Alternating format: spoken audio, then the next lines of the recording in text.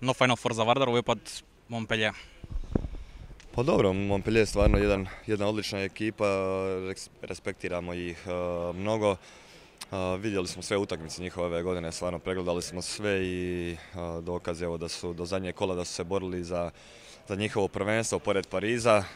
Sami su znači kiksali, sami su ostavili titulu u rukama Parizu ponovo i došli su do završnice Lige prvaka, tako da pričamo o jednom dobrom stroju, sigurno da i oni ulažu već dugi niz godina i kao Vardar i da će sutra biti stvarno jedna jako teška utakmica, naporna, izuzetno teška, ali mislim da ćemo dati sve od sebe i da nadam se prolasku.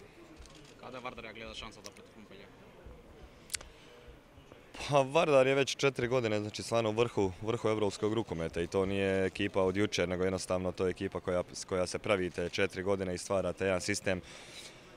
I mi smo navikli igrati ovakve utakmice i sa našim trenerom zajedno idemo stvarno u detalje što se tiče analize i mislim da smo prostudirali sve kako treba i vidimo kroz našu stvarno dobru odbranu 5-1 i našu polukontru da vidimo veliku mogućnost u ovoj utakmici, ama isto tako da ne smijemo upasti u njihov mlin, jer trkački su jako spremni, nego trebamo kontrolirati utakmicu onako kako smo to radili tokom cijele ove sezone, jer tokom cijele sezone smo radili odličan posao, stvarno iz utakmice u utakmicu smo napredovali, dizali se i evo došli smo do vrhunca i nadam se da ćemo kao i prošle godine odigrati 120 minuta, znači ovih 60 i sljedećih 60 ako Bog da ćemo odigrati onako hrabro kao što je to bili prošle godine. Ima li pritisak za odbranati titula?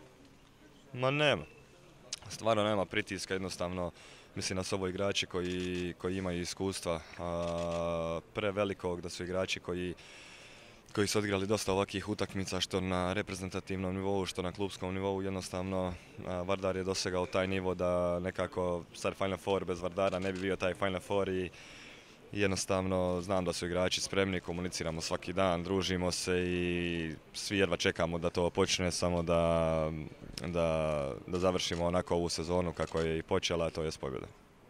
Za mnogo Vardarci ova sezona ki je bila ovih 12 prevara ki je jedni od poslednjite v njivnate karijera. Kakva je atmosfera da bo se oblikovala? Pa spomenuo sam već, znači stvarno se osjećamo odlično. Atmosfera je perfektna i da je malo bolje stvarno ne bi valjalo, nešto bi se desilo. Jednostavno svaki igrač je tu za drugoga i nikad nije ovako bilo. Znači uvijek je bila dobra atmosfera, ali osvajanje Lige šampiona prošle godine stvarno nas je zbližio sve. Nekako smo kompaktni i tu vidim najveću snagu Vardara, znači kao tim. Što ste spomenuli, znači dosta igrača odlazi. Ama to je sport, ljudi traže, imaju nove ambicije, traže si nove karijere i žele nešto drugo napraviti. Ama Vardar sigurno da će ostati opet jak. Vardar ima odlične individualce, odlične pojedince sljedeće godine i mislim da kao tim ćemo i sa dobrim pojedincima da ćemo opet praviti velike stvari. Hvala. Ništa, hvala vam.